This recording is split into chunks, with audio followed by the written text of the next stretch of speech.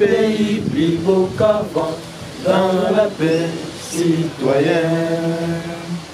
Entonner l'hymne sacré de notre solidarité. Fièrement saluer la même don de notre souveraineté. Congo, mon pays, Congo, mon pays, Congo, mon pays, Congo. Éclairant ton soleil, nous assurerons ta grandeur. Quand tu jeûnes, nous continuons. Quand tu jeûnes, nous continuons. Tout sacré soit les témoins. Tout sacré délivré. Serment de liberté. Et nous lèguons à notre prospérité pour toujours.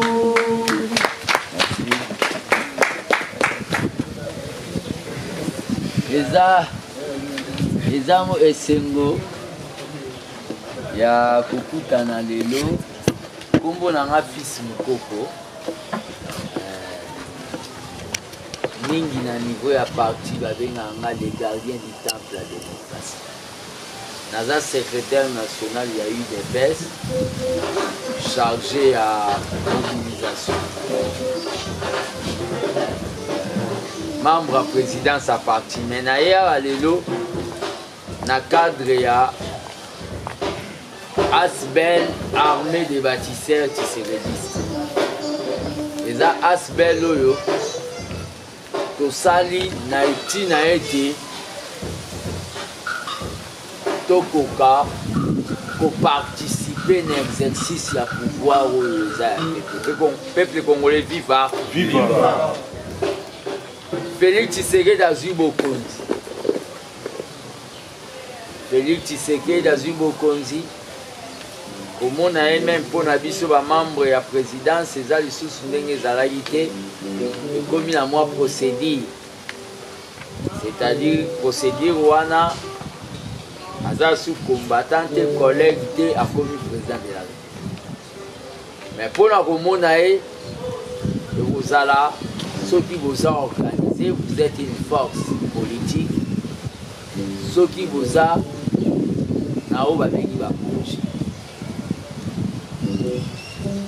Ba projet wana tokoki kosala yango kaka na niveau moko ya likolo te, mais ba projet wana ife ya ba projet oyo ezokende na philosophie pe programme na ye oyo eza lutte contre la pauvreté. Donc il doit y avoir des projets au Babeni communautaire au niveau de la base. La lutte contre la pauvreté. Félix Tshisekedi na place Congo Ezali ne va pas donner au Balobi le travail à tous les Congolais. Le peuple congolais viva. Viva. Dans la baguette magique. Mais c'est à nous les Congolais il faut créer au Babeni travail. Mais le travail en moto créé on a ndengeni parce que philosophie na biso d'abord il y a des pèses et là qui prenez-vous en charge et ça prenez-vous en charge selon le testament qui serait la Tita. Travail en moto créé on a ndengeni na ba initiative oyo biso to créer oyo soki eza sérieux la présidence de la République et pour ça là on va bien à subvention. C'est-à-dire mais cela ne veut pas dire que tu es là-bas, Angelou, tu vas poster, mais na ba poster, sur le niveau des baisses, on vous dit d'aller par exemple dans la cellule. Si vous avez une cellule, vous avez des baisses, ça vous allez parce que la cellule, vous va fréquenter un peu militaire pour combler.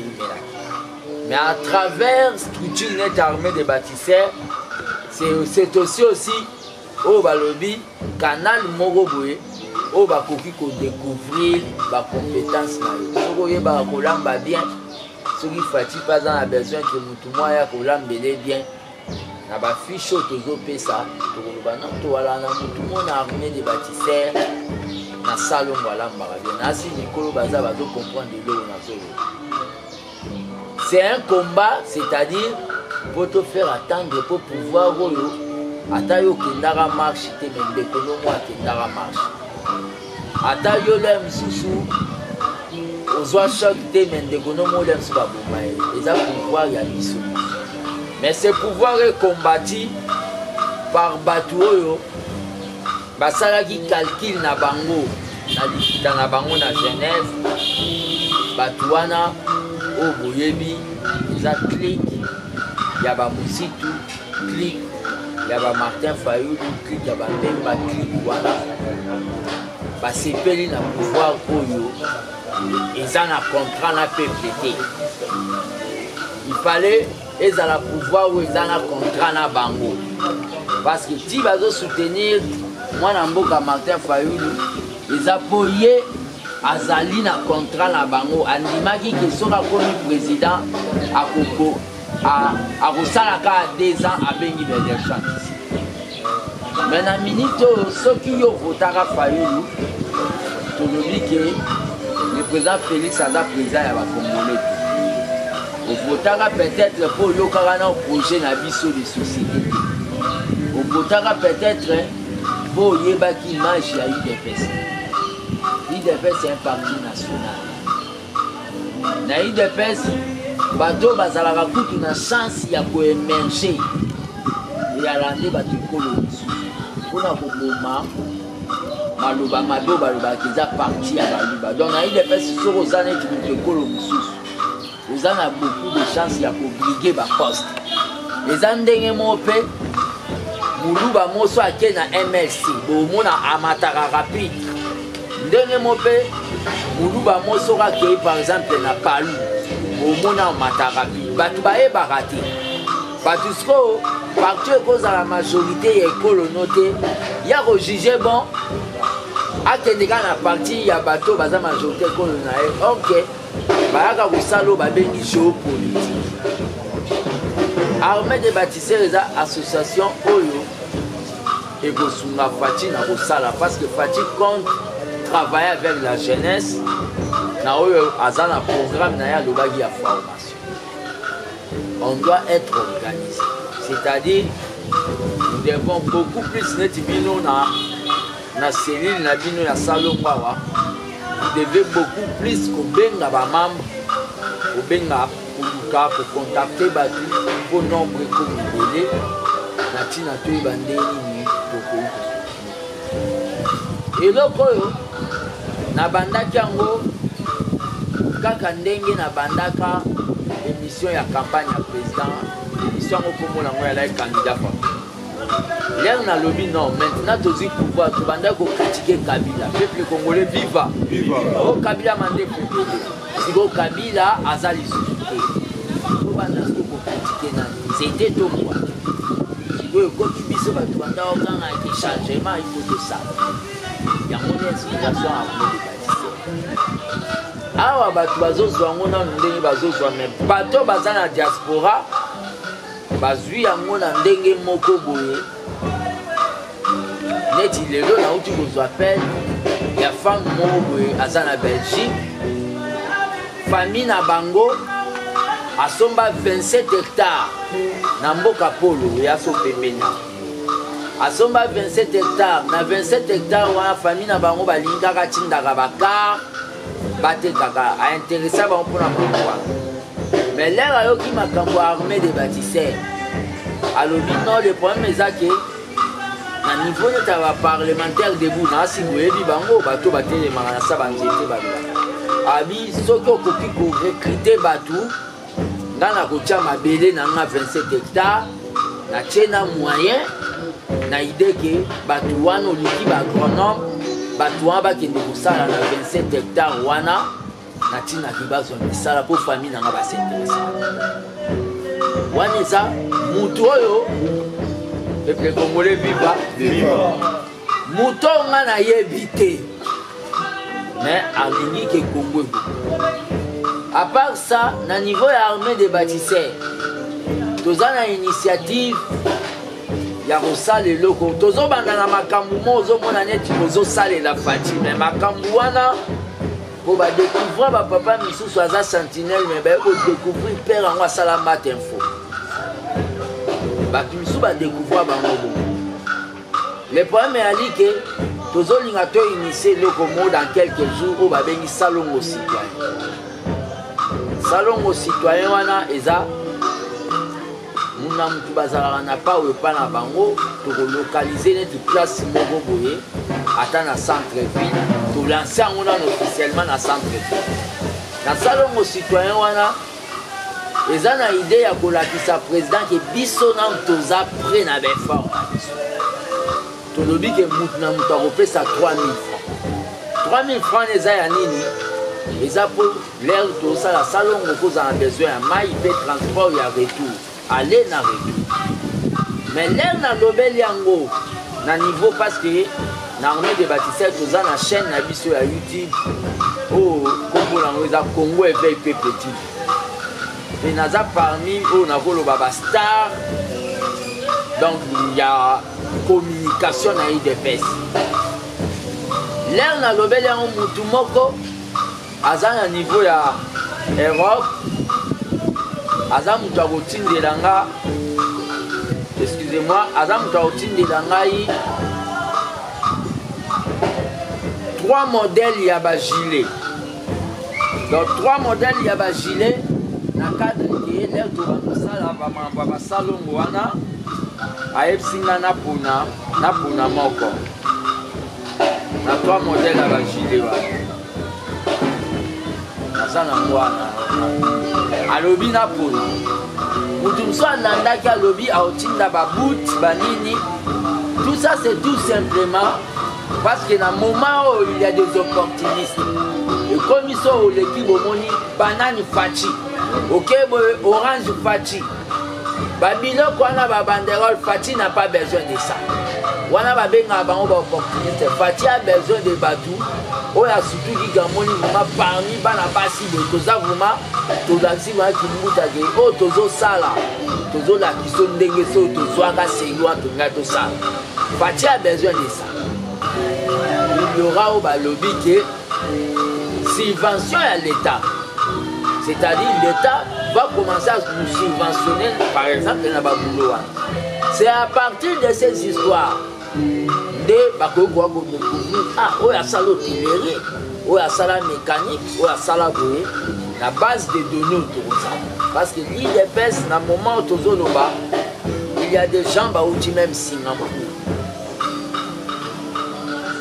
Il y a même des namoni mutu mona permanence IDPS à Argentine. Talaka IDPS ya Amérique latine. Siko batu wana tout baye ils ont contribué neti nazoloba ngamo nazaka vivant na luwaka ndaku elamba nalataka nga nasalaka te. Eza bacombattant ya diaspora nde batindaka parce que bamona na nga Ama Tshisekedi basi pourtant eza bamama bapapa. Donc ndeka Tshisekedi abandaki kopanda asalaka te asalaka. Siko batu wana tout baye siko na moment oyo il faut récupérer bambongo na bango bapesaki par exemple na $1 ya Faci. Moi j'ai versé plus ou moins plus de 17 000 $. Oyo ya na compte nanga oyo mutu atindeli ndeko na ye te natindi mpo na campagne ya Faci na versant en Afrique. Siko bato wana baza na droit ya koya quand même na baprojet yango nde tozo expliquer bacongolais toza na défaut moko. Toza na défaut moko tolinga jamais s'engager. Mais tolinga to kuta eloko moko dans une réunion comme ça, quelqu'un vient, il vous donne les 5 000, vous payez ma voix, net bateau bazwaki bayaki na ba 5 000, ils ont donné. Oh ba mimi ba débuté.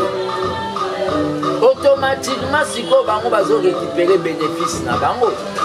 Mais biso toye pas na période électorale, toye na moment yo l'élection l'éditeur sabino que affaire ya gouvernance pour gouverner Congo eza affaire na biso nyonso. Peuple congolais viva. Na moment ndezana bukonza ya baluba te. Batu balobaka te bukonza ngo IDPS baluba po bayebi histoire IDPS. IDPS ezala pas même ya papa ba. ezala ya 13 parlementaires. Mais parmi les 12 wana, moko tatikali mwa kiwa batu nyonso batikali na bango etikali parti ya mutu moko bato bakomomona mutu moko babenga yango constance politique. Sikoyo esali ke bandeko ya mutu moko ya Tshisekedi nde baza ebele.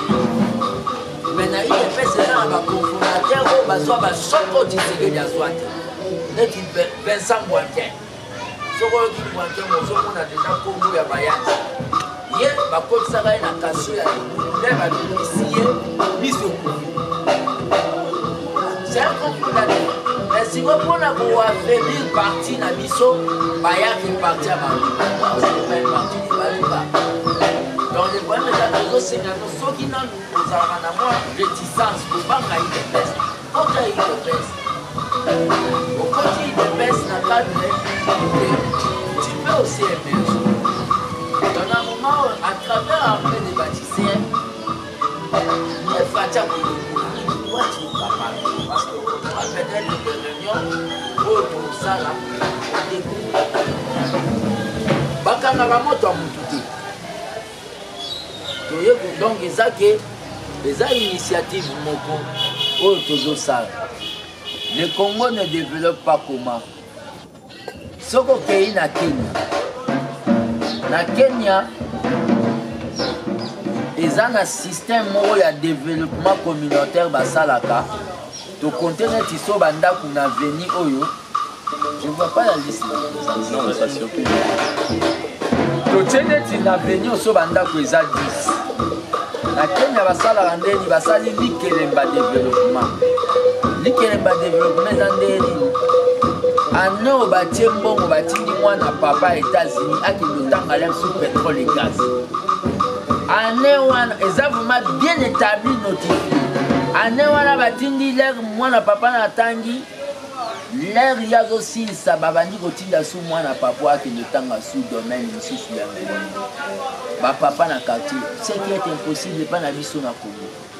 Batu misusu bazoyoka même soni ya ekoto ede. Le ezali oyo tozoloba ezali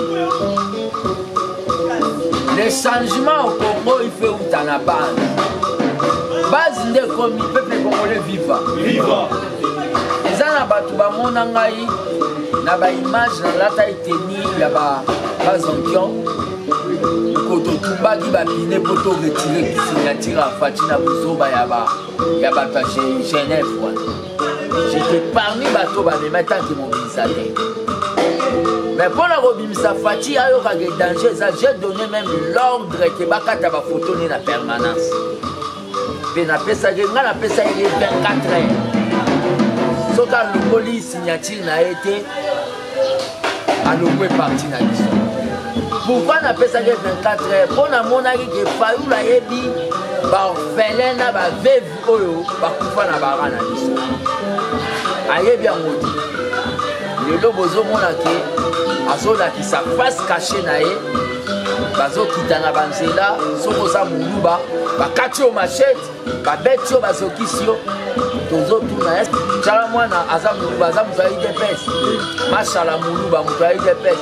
Mais pourquoi il faut babanda kosala baluba bo? C'est pour cela à travers bino nde bozali wana na représentant na bino tokobanda kozwa bainformation sur bacomportement oyo ezolingi eboma bomoko na moko parce que loko bazoya nango soki ekoti na kati ya moko peuple congolais viva ebloke mbamode. Donc nazoloba na no mwa makambo ebele eza mpona amene bino bocomprendre bino eloko kaka bozomona kaka oyo bayembaki na Sainte Thérèse oh boma muluba non muluba tuki aza Francis Kalombo aza moto ya UDPS te Ngoyi Kasanje aza moto ya UDPS te de biloko oyo ezali biloko ya biso à travers l'armée de bâtisseurs. Même ba comportement au bateau sous bateau ça neti ba wewa président lingaki de wenze boy balandi ye c'est ba beta ki bango pa ba mura wana ba comportement na il faut qu'on capable de sensibiliser ba sale caractère wana il est déjà président de la République à travers l'armée des bâtisseurs tokokoka koleve voi na biso mpe koyebana na kati ya parti po UDPS eza parti moko boye kobima jeune neti nga boye okomona naza jeune mais so nayebi so j'ai fait 22 ans na kati ya UDPS 22 ans donc na banda UDPS na lupangu ya bapatrick wana ye aza mwana moke UDPS na badefe papa na bango lere nazoya grand frère na ye ambiko master na nga me akota réunion te na banda UDPS minere mpe na nsima poste na UDPS na age ya 16 ans na moto akoma ADG ya Régie des eaux Célestin Moubiaï nazalaki secrétaire na ye ye moto alakisanga kosala rapport oyo aza siko actuel ADG ya Régie des eaux donc le problème eza procédure mobimba à travers armée des bâtisseurs tokoyeba ndenge tozosima bati tokoyeba ndenge nini termine eza mpe centre ya oyo babengi bainitiative na baprojet tokoyeba ndenge nini tokosoutenir baprojet wana po baprojet wana nde ekosalaki bato bazali awa oyo bakomanifeste volonté bango nde bakokende peut-être kosala baprojet peuple congolais viva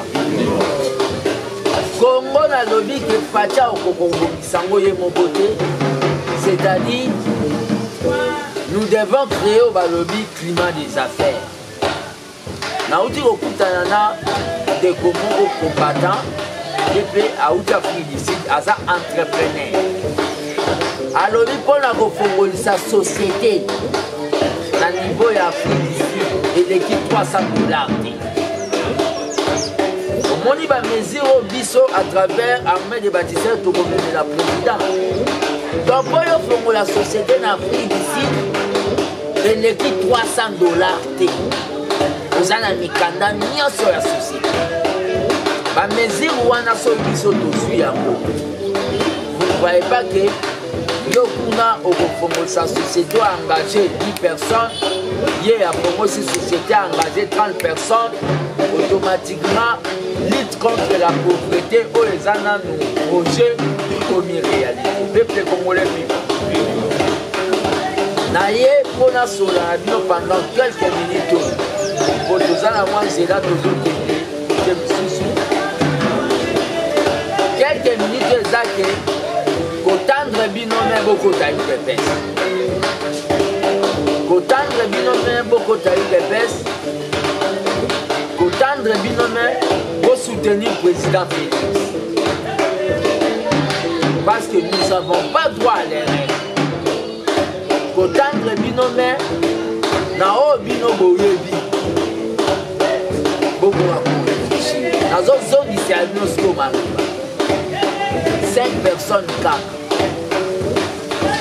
ndenge bozalanga nazoconsidere bino déjà boza oyo babengi bureau d'étude ya président. Qu'est-ce que le président peut faire?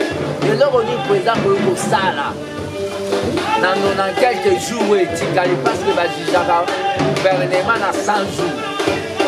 Et là, on dit que le président peut faire dans 100 jours. Dans 100 jours. ngai na moni président Fachi a kosala na 100 jours ça la classe et comment il a fini le bali première 6e première fini. Merci beaucoup Obédié quand même beaucoup.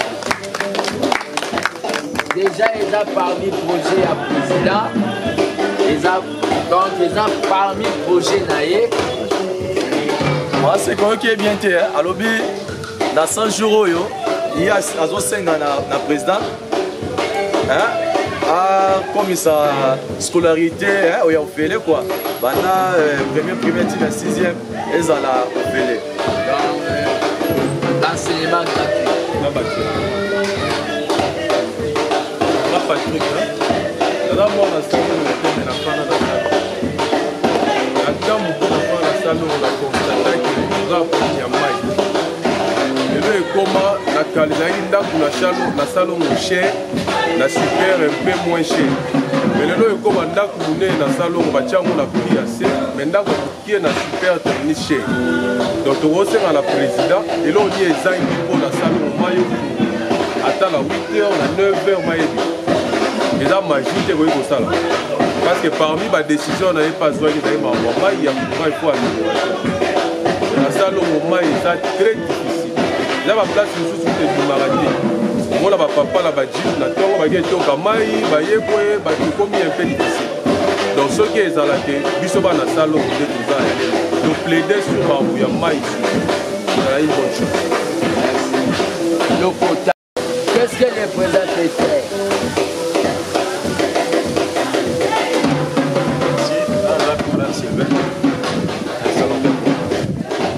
Mon président a kosala na oyo kota na compte na 100 jours sengi devine comment itambolaki seremi asala audit ya solo na entreprise pour ba ilekaki mwa mingi et certainement ko sanctionner là besoin de sanction ça va sanctionner biso bato oyo basali mabe ko ba oyo tokoya sima to la nzela sanction il faut ça. Merci beaucoup état de lieu et sanctions. Il faut ça comme na ngai faire musée bon ngai nakoloba na 100 jours bapesi mpona président Fachi mpona ngai eloko akoki kosala défense sécurité na mboka soki défense eza makasi makambo nyonso ekozala bien tokosenga eke no défense ezala mie yango na ye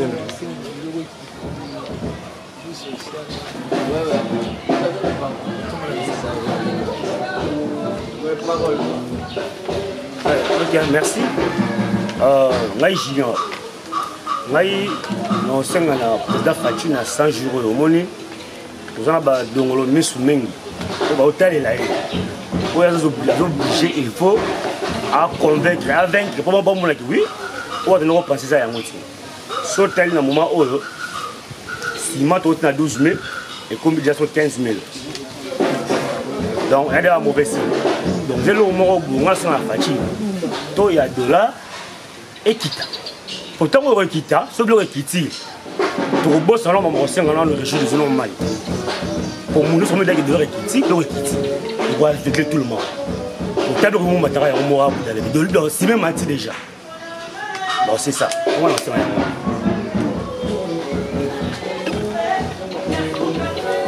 ngai trésor momo kaka osenga président eloko nayebi na toparticipa na ntango mokambi ya lepere akotaka asalaka mwa mesure de grâce moko asalaka keno na temps oyo asalaka atikaka douane oyo moi j'ai vécu bateau tokotaka mitu ya ofeye bato badouane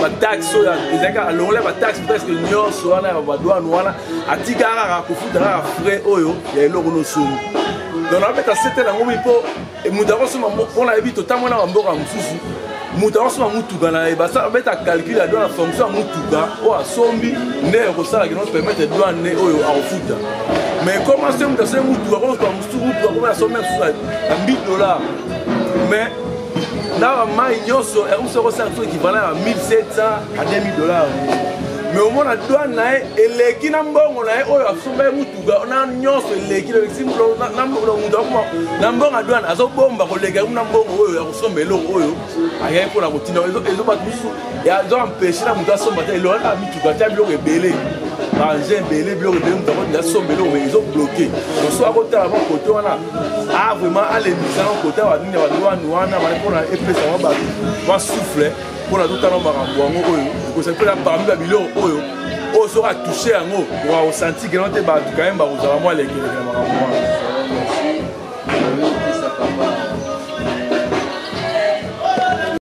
Ngandé Martin, Congo, c'est un grand chantier. Donc, on a 100 jours, le président Kouaté, ça, ma campagne, on a dit. On a les bourses pour la monnaie, donc SMIC.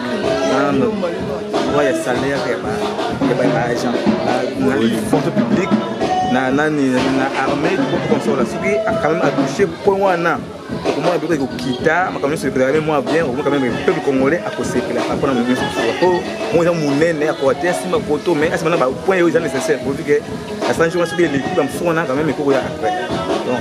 Merci peuple congolais to boyoki kuna te alobi ke on a président face à la haut béni salaire minimum de base SMIC a fixé SMIC pour permettre de ça la stabilisation ya ba makambo.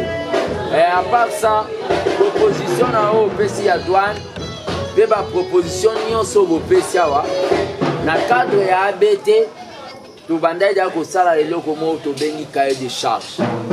Les cahiers de charge où il faut tout tirer la pression.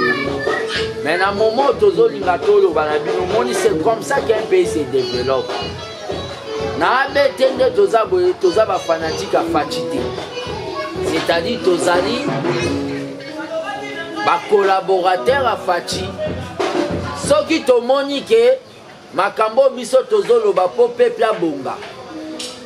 Et salamité na ABT to manifester. Peuple congolais viva. Parce qu'il y a d'autres personnes au bako à baza pembe na fati. Au lieu basala makambu oyo eza intérêt. Ya peuple ba ko mosala makambu moba o to sala sana séminaire mon peuple a besoin de séminaire. Vous comprenez comment ABT c'est un mouvement citoyen. Oyo ko banda ko rappeler même na président Fati que papa lobaki le peuple d'abord. Oyo pe ko banda ko tala ndenge nini batu nyonso ya kocha bazo samusa. Déjà makambo yo ndenge président Outaki Brazzaville. Oyo elobami ke bas Japon entre biso na Brazzaville. Position ya ABT déjà ezake. Avant na nous ba Japon wana biso na Brazzaville. Eza priorité. Ce qui battait pont entre biso na Brazzaville. Douane ya pente noire et à la ranasse par rapport au ya biso. Ba reçoit avantage batu tout oyo bayaka par exemple na douane na biso ya Congo central ya Matadi na Boma. Baba no quitter la par contre noire ils ont un avantage na bango. C'est-à-dire déjà na kati ya memo na biso makambo wana ya gocha pont entre biso na Brazzaville eza priorité na moment oté pour eza un intérêt na biso. Peuple congolais viva. Donc tozate netike Fati aza monseigneur sera lobi na biso alléluia biso tozongisi amen. Na IDPS makambo wana ezalaka te. Na IDPS makambo utaka ndenge baza zoloba. Donc akendaki kuna bakutani na papa na Esasu basololi me makambo a pon wana eza priorité pour na biso. Biso toza na ba priorité oya biso otokosala. Na yango nazolinga on a chité, c'est-à-dire pour ça un travail beaucoup ma force. Je suppose que beaucoup 1000 personnes. Le développement comment ça vient? Le développement est dans la communauté. Si vous travaillez dans le salon, beaucoup 10 000 personnes. Les membres y habitent. Vous avez une cotisation par mois, et ça total par semaine, par mois, il y a $1. Par mois, vous avez $10 000. Les peuples n'arrivent pas. Mais comme si tu remontes à l'État, c'est parce que les peuples peut s'organiser. Donc par mois, vous avez $10 000. Et par mois, $10 000, tous les membres, il y a ABT, il y a Salongo, beaucoup signé contrat. Dans l'hôpital, il y a des gens mais à $1 seulement. C'est une question d'organisation. Le problème qu'il y a, c'est quoi? Pourquoi vous vendez 10 000 personnes? Vous lancez un programme de lutte contre la pauvreté, la microfinance. Vous avez besoin de $200 dans les zones. Dans un membre de la communauté na bino ya abeti. Là vous payez à Rosong ça par exemple $220. Automatiquement vous chassez dans la pauvreté ou n'est pas naïf. Mais 20 dollars, on a so beaucoup de 20 dollars au vous payez ça et bah tout beaucoup initier moi projet mon.